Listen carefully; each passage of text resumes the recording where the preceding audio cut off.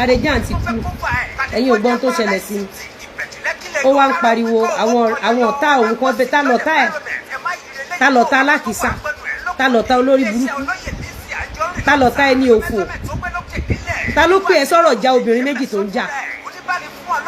agbé àdàbí kalẹ̀ olórí burúkú ẹ̀ ò rọ́rọ̀ sọ.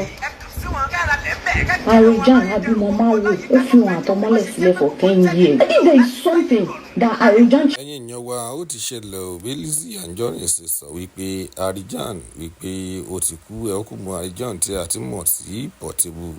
ó ní ó ti kú o. Nínú fídíò yìí náà ó tún sọ̀rọ̀ nípa BIOLA Adébáyọ̀ wípé kí nìdí tí BIOLA kò fi lè jókòó sílé ọkọ ó ní wípé ìdí tí arábìnrin ọ̀hún kò fi nọmọ láyé nìyẹn. Àwọn ọ̀rọ̀ tí LIZZY sọ nìyí ẹ jẹ́ ká gbádùn fọ́nrán yìí. Harijan gan ro jẹjẹ ìwọ gan fún rẹ ó owó fèsì ya màmá ó rí bí ìgbésí ayé ẹ ṣe rí ni ẹ dàfẹ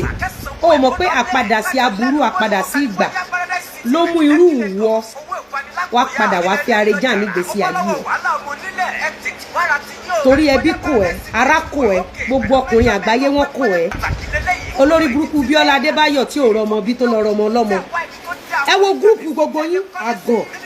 àtẹ̀yìn tẹ́ ẹ lọ ra mọ́ ẹ̀dẹ̀ tí mọ̀ kò sí kankan nu yín tó níláárí BIOLA Adébáyọ̀ ó kọ́kọ́ ṣánkú lọ fẹ́ ọ̀bọ kan nílùú òyìnbó wọn lè dànù kí ló mú BIOLA Adébáyọ̀ tí ò lè jókòó sílé ọkọ at least tẹ́ bá give me this one look at you ẹ̀dàfẹ́ aṣọ body bag glory o lè jókòó kó mú pen kó strategize bí fíìmù Harijan ṣe lè ta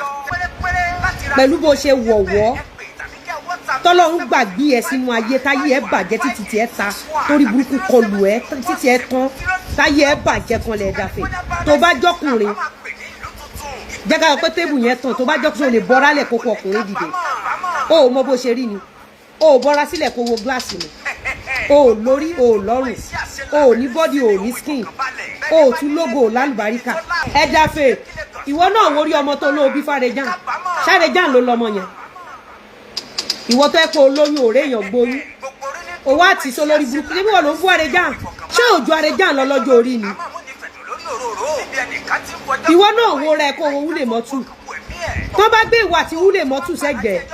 àwọn èèyàn sì mú wúlè mọ́tù àbẹ̀jẹ́ kan tẹ sọ pé sábọ̀dù ya wèrè tó ẹ fún mi ní blọ́gà kan ẹ fún mi ní blọ́gà kan tó ọpẹ́rẹ́tì bí olórí burúkú Ìyábọ̀ Òjó tó máa mọ̀pin Priscilla tó máa mọ̀pin Rakimu Ìkàmbàlà ẹ fún mi ní spíkà kan tí ọmọ wọn ọpẹ́rẹ́tì